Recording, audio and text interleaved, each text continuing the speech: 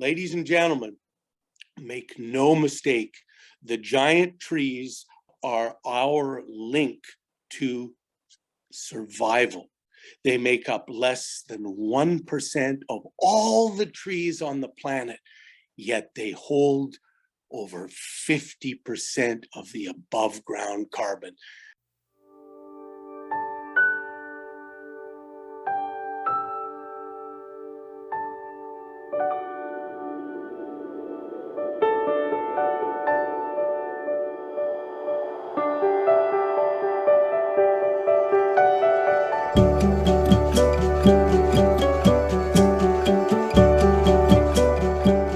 Welcome, everybody, to another Climate Emergency Forum.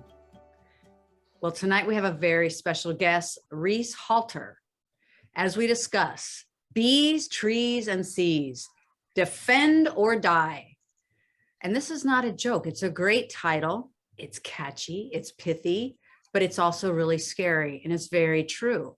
So we're recording this show not too long after the latest IPCC report came out. And defend or die, it really has been true for many, many years. But now it's truer than ever. It's the stakes are higher than ever. Look, we've been shouting from the mountaintops for so long that we have got to get this together.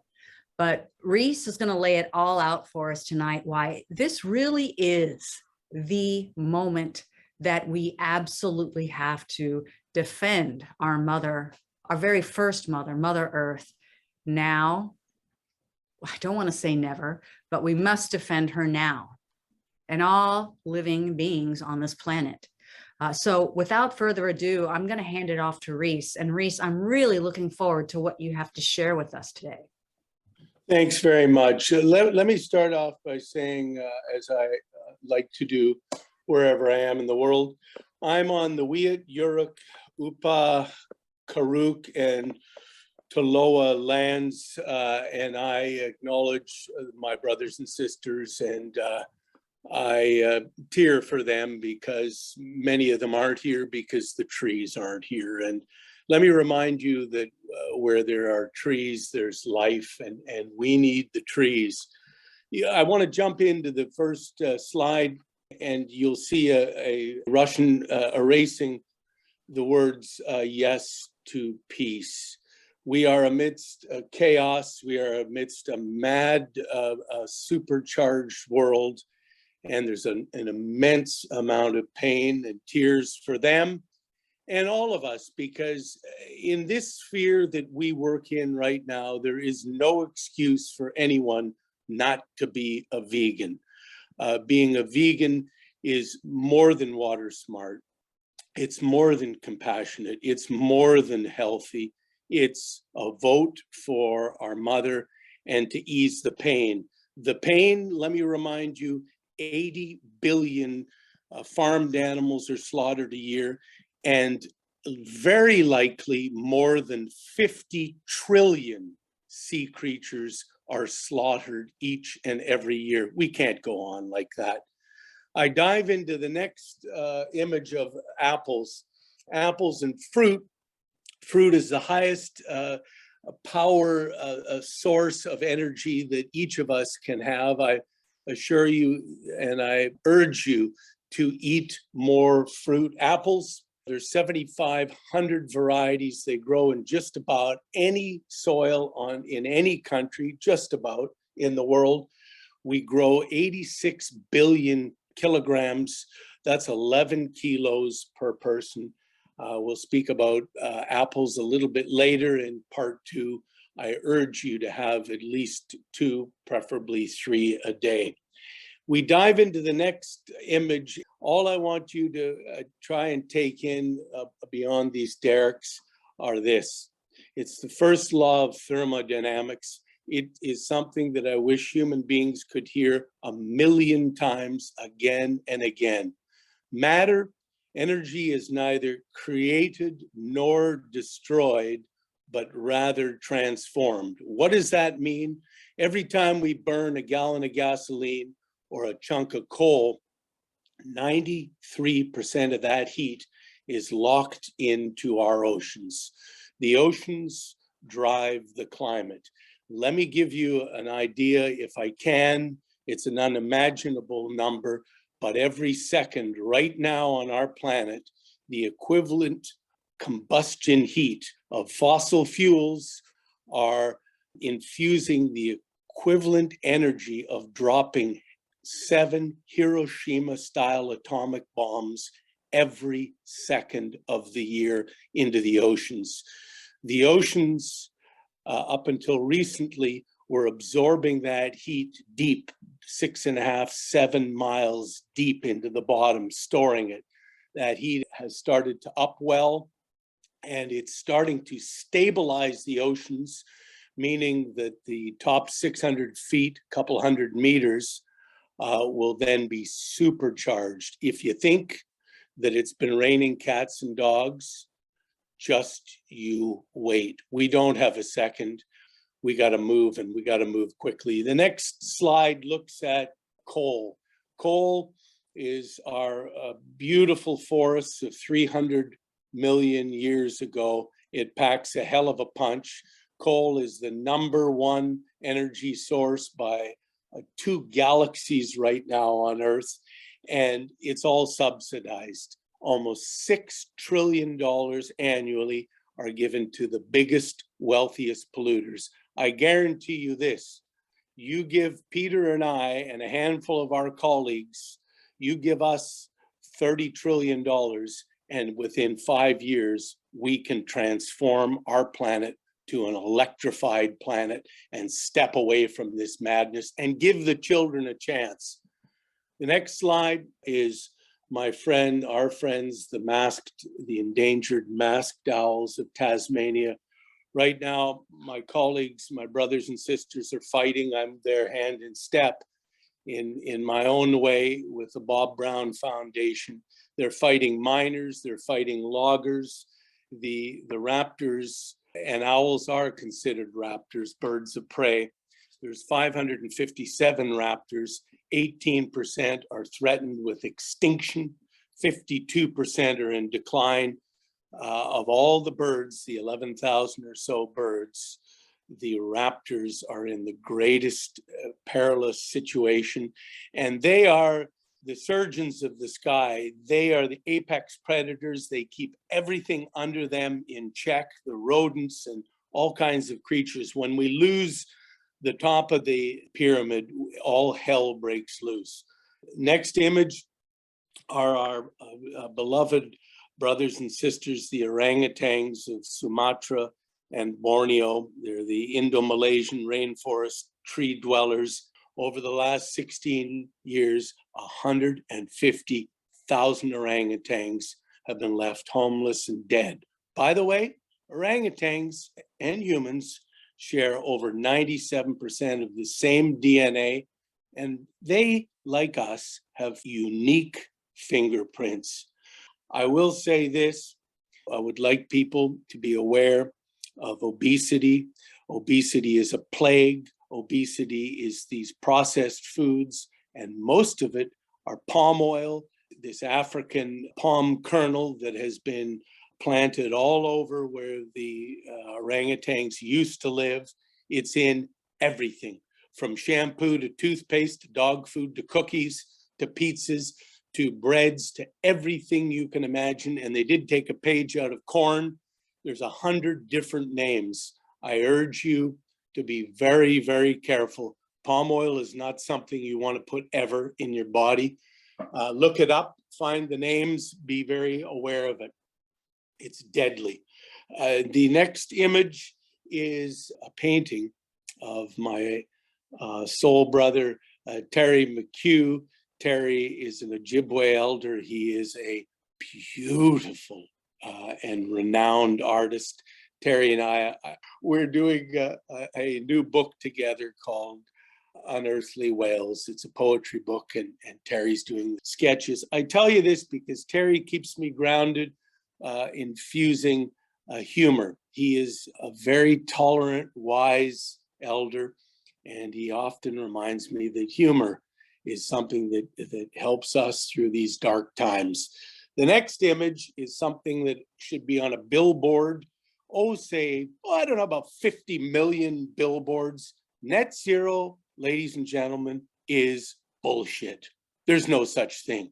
There's no such thing as live life to the fullest right now, because in 10, 20, 30 years, we'll have everything just fine. We'll have machines sucking carbon out of the world, and it'll be just great. Nonsense, bullshit, and death.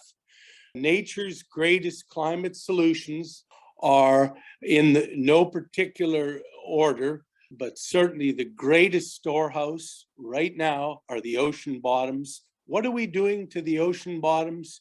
We are bottom trawling.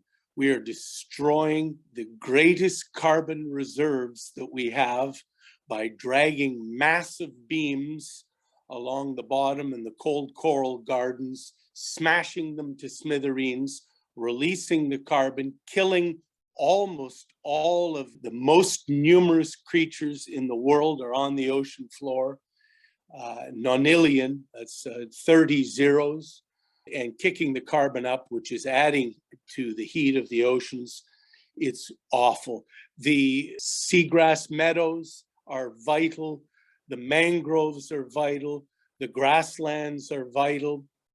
The forests are unbelievably vital. The peatlands are vital. If we don't protect all of the living, vital, time-tested systems right now, we have zero chance of survival. And I will tell you this, Paris and the COPs, the climates, are a sham. They have lied and they have kowtowed to industry, to the fossil fuel industry. And if we follow on their path, the children have no chance of survival. It's wrong, and we have to fight this with everything we can. Next image. I want to wax a little on 3 trees, and then I'll back off for number 2. Where there are trees, it is wet. Where there are trees, it is wet. You're looking at a swamp gum, Eucalyptus regnans in Tasmania, the tallest flowering tree. There are 72,000 known species. These beauties are unbelievable. No, they can't get to the height of the redwoods, but just about. But guess what? They can do it in 200 years. The redwoods do it and hang on for 2,000 years. For every 1 ton of wood you're looking at that is stored, this beauty has drawn 1.5 tons of carbon dioxide out of the atmosphere, and it's given off 1 ton of oxygen. By the way, in the last half of this 200-year-old tree's life, it has accumulated 70% of its girth, of its storage capacity, and some trees accumulate 40% of their girth, their storage capacity of carbon in the last quarter of their life. Ladies and gentlemen, make no mistake, the giant trees are our link to survival. They make up less than 1% of all the trees on the planet, yet they hold over 50% of the above ground carbon. The next image is in Victoria, a little bit north of Tasmania. That is a mountain ash, the Eucalyptus regnans of the mainland. Again, the tallest flowering trees in the world, and the tallest trees in the southern hemisphere. These are atmospheric rivers. Make no mistake, they not only create local climate, regional climate, continental climates, but intercontinental climates. The Amazon rainforest, the greatest tropical rainforest, is a cornucopia of life. At least 1 in 10 of every land species that we know lives there. But the moisture from that rainforest that makes its own rain every day, it gives moisture to the breadbasket of Argentina and the breadbasket of the United States and Canada. as it's heated up, as the climate fires, the climate droughts have ripped in to these forests, we're losing the moisture and we're losing life. I'll give you one last image, is General Sherman. General Sherman belongs to the mountain sequoias. General Sherman is the largest single-stemmed tree on planet Earth. Let me tell you, they've been on the planet for 150 million years. They only live on the west side of the Sierra Nevada, the backbone of California, between an elevation of 400 and 7,500 feet above sea level. And the firestorms, the hellacious, god-awful, climate-driven firestorms of the last 2 years have taken 20% of the living trees. These trees are fire tolerant beyond, but they can't handle these new fires. We've lost almost 18,000 ancient trees. When we lose one tree, it's heart-wrenching. When we lose 18,000 beauties in less than 24 months, it's a planetary cry of survival. Thanks, Rhys, and thanks for asking my sort of reaction. Well, listening to you, my question is this, and I don't know whether actually you have the answer. You're so emotionally as well as intellectually attached to the natural world, to nature. Any idea how that came about for you? I would say it was preordained in this life to be very real, but I would say also that my dad, who was an urbanite, loved trees and he loved nature. He loved the birds. He loved the bees. He and I, as we'll get into in part two, spent hundreds of most pleasurable hours observing bees. We never took honey, but we observed them. I planted trees with my dad at a very young age. And I suppose getting my hands dirty when I was 3 or 4, I just felt rooted, as it were, to the earth. And oddly, that term rooted, but oddly, I went on to do my doctorate in Australia. And for a time, a short time, many, many moons ago, I was one of the top tree root physiology experts in the world. So I don't know. Yeah, it's the earth, Mother Earth, Peter. You published a number of books and each one is great. The last one was about Gen Z, Generation Z. So my question would be, what do you think are the best things that we can do, especially those of us like me who are gray-haired oldies, to offer some help to those younger generation? Well, one thing we all can do, I suppose, is volunteer a bit of time at schools, and we can encourage our children or grandchildren, even better, to become experts. You know, you and I have mused back and forth, and isn't it interesting how if we look at all of the great sports, the sports kids start at a very young age, 3, 4 years old. Their parents help them and they become prodigies. They forego their childhood, but they excel. Well, really I believe what we now need are armies of young, self-taught children who are experts on fish, on soils, on worms, on trees, on mangroves, on seagrasses, and they need to hold the adults accountable. And they can do it. Kids, anybody can do anything if you believe in yourself, and it's not sugar-coated. We can't sugarcoat anymore the severity of this, and the change has to come from these kids, Peter. And we see it. I mean, we see it. We don't see it enough, but we will see it more, and we have to see it for the survival of the race, the planet. I got a question to you. It's a natural one to follow up that on education now. You reached a fairly high level in education on very important topics. And I know you've been a teacher yourself at colleges and, various places.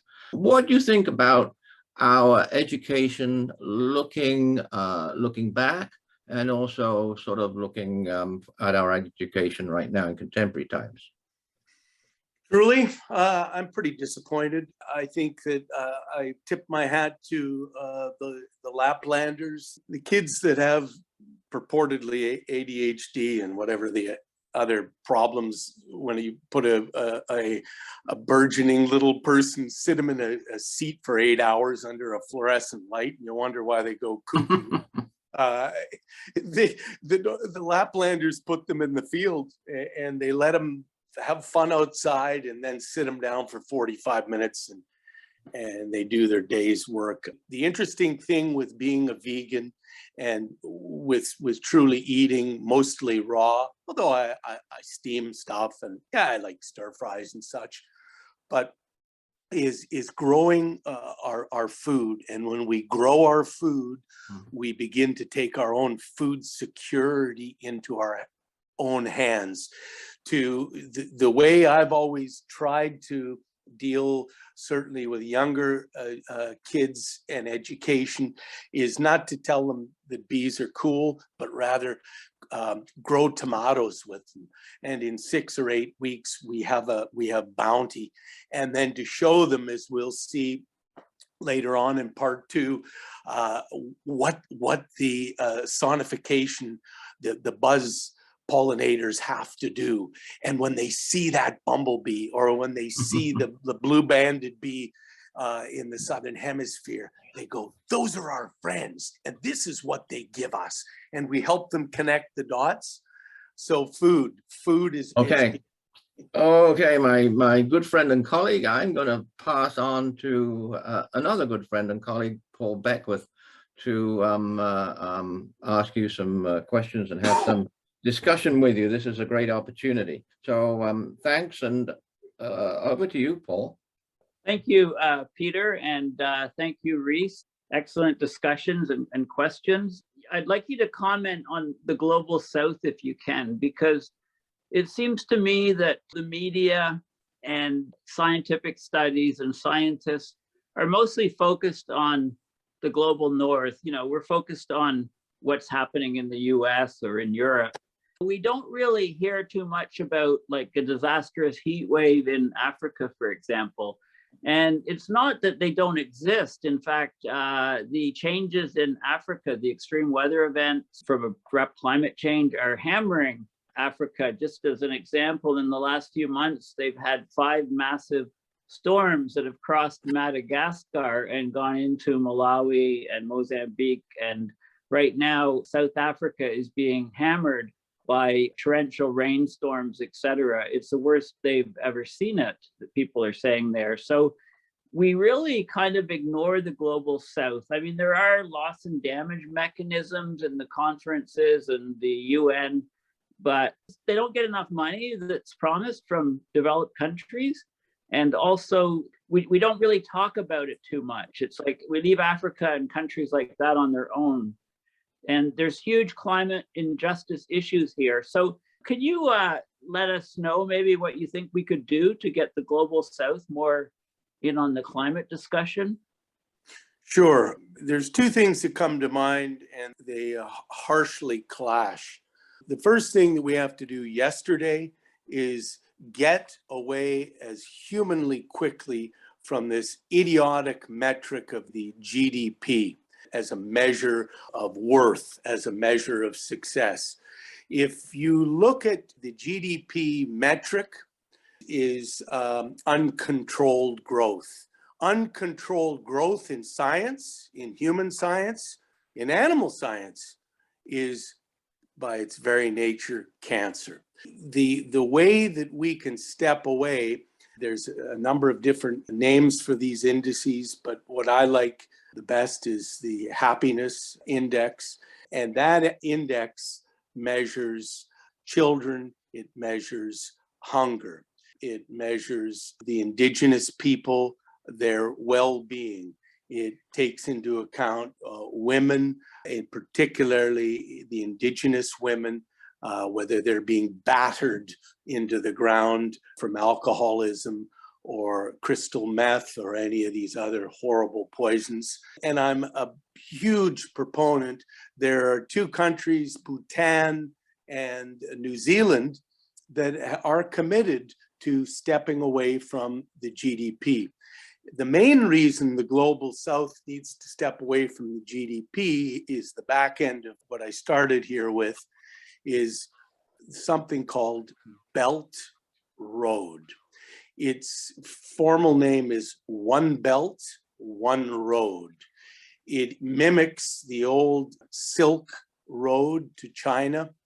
It is a behemoth, predatory loan scheme. It's a hybridized World Bank scheme that the Chinese have spent at least $8 trillion on a shopping spree around the world, because there's over 140 countries that have bought into this, where they take a loan from China and they pledge a natural resource, a forest, a lake, a river, a port, a superhighway. And if they slip, if they default, if they miss a payment, if they miss two payments, boom, the Chinese own it. It is horrible, and it is no way to do it. The Chinese have done it so that they can increase their GDP by somewhere between $2 and $4 trillion a year. It's madness, it's plastic, it's waste, it's contrary to everything in the natural world. Let me remind you, there's no waste in nature. There's no unemployment in nature.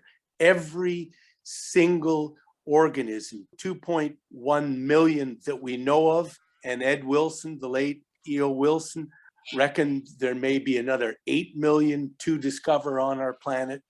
It's interdependent. Everything depends on everything else. The hubris in the human race of today, and one of our downfalls, is that we rely on all of the natural world. The natural world, by the way, does not rely upon us. We got to get this right, Paul. Yeah, I mean, I've heard of some of those very long-lived trees that you were talking about, the bristlecone pines, having some mortality in those trees now. So, they've been alive for thousands of years, and we've been killing off some of them in the last 10, 20 years or so. I mean, it's just horrendous. Yeah, it hurts me. Of all the things on our planet, that probably comes a dagger closest to my heart, because these Great Basin bristlecone pines, Pinus longevia, are the most extraordinary single-stemmed trees and maybe life form on our planet, because they can live for almost 5,000 years. On the mountain that I regularly visit, the White Mountain, where the oldest known tree is, which we will never divulge, there are pieces of wood, Paul, and stumps that actually, tree ring by tree ring, take us back exactly over 11,000 years to the end of the Pleistocene. These trees are thrifty. They have an incredible ability to awaken in the spring. Their spring would be the end of June, early July, and discern whether they will grow that year or whether they will drop back into another 12 months of dormancy. At the age of 4,968 years, they are able to grow viable cones with seed. And when we look at the telomeres on the tips of their chromosomes, they show no signs of any deformity. This is almost 2 miles above sea level, some of the highest ultraviolet radiation. We have everything to learn in the anti-aging world from these glorious ancient ones. They really are the gatekeepers of the Holy Grail. And as you mentioned, the heat is beginning. They follow a dictum of festini lente, to make haste slowly, and the heat is speeding them up. They have not evolved for these warmer temperatures. To the east of, in Colorado and New Mexico, the pine beetles, because it's so warm, have been able to climb up into these higher elevation Rocky Mountain bristlecone forests and lay waste to them. It's horrible and it's frightening. And I don't even let my mind go where it could with them, because to visit the bristlecone pines is the holiest experience a human being can have on this living planet. Well, thank you so much, Reese. First of all, I wish that I could have telomeres just half the length of those bristlecone pines. That would be nice, not asking for too much. One would hope. Careful for what you wish. That's true. Actually, thank you for that. But speaking about the trees, who will speak for the trees? I think of the Lorax. I'm currently reading a book. It's called, I don't know if you've heard of it, Reese. It's called Night Comes to the Cumberlands. And it described Kentucky and the Cumberland Plateau and the coal mines, and how it used to be so incredibly beautiful, all the hollers and the lake beds and the mountainous region with incredible array of trees. But as you say, that we live dependent on the earth and the earth doesn't depend on us. And what's so heartbreaking to me in this book is that every single form of nature, it seems like when these people are looking at the trees, they're not looking at the trees. They don't see the trees. What they see is dollar signs. They don't see the mountains or the insides of the mountains. They see something to be blown up because it's money. And it's like all of nature has been so commodified. And I'm just wondering, this to me seems to be like the core disease, Reese. And I'm just wondering, is there a way to cure humanity of this illness? Well, isn't that the $64,000 question? I urge everyone to read biographies. Read, please. Find heroes, discover heroes, read poetry, do anything. But Jacques Cousteau once said that in order to protect anything, people must love it. In order for people to love it, they must know it. And in order for them to know it, they must be taught. Now, we're short on time for teaching, but what I would say all of us can do, and I will explain in part 2 why it is absolutely of paramount importance for all of us to be in the great outdoors, in urban settings or wherever, is to encourage children to get back to nature and to foster their curiosity. I'm not sure how many of people can remember this, but I hope you all can. I love to walk. I live to walk and I walk to live. I walk almost 10 miles a day. That's 3,200 miles a year, by the way. I guess I walk to keep sane. On one of my walks, I don't see many people on walks, but the other day I saw a little person, and the little person was with his dad, I imagine. And the little person was so enthralled with ants. The boy followed the ants and was intrigued by these little tiny creatures. And it's the curiosity. When we get back to our core, when we foster curiosity, when we welcome wonder and joy, it brings on harmony. And I can't think of anything better to discover that amidst the madness of today than to just go outside in the garden, in a green space, forest. I don't even care. Deserts are filled with life and curiosity. So any way we can help kids mimic them, become curious, we'll have a fighting chance, but because everything is commoditized, you called it. And if we had a meter to measure pain every day on our planet, it would be redlining harder and harder with the rapaciousness. And it doesn't need to be like this. Let me remind you that in the United States of America, the land of corn, soy, and cotton, did you know that less than 4% of all the arable land is planted to fruits, nuts, seeds, herbs, and veggies? We could feed a quarter of the world with real, whole, nutritious food. Instead, jumping the gun a bit, we're doing some very rotten things with animal agriculture.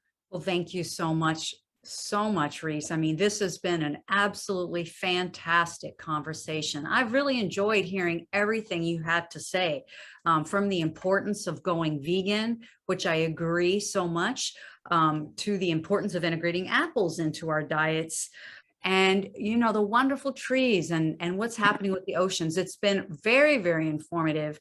And if you out there feel the same way that I do, please give this video a like, subscribe to our show, share the video with a friend, and join us for part 2 of Bees, Trees, and Seas.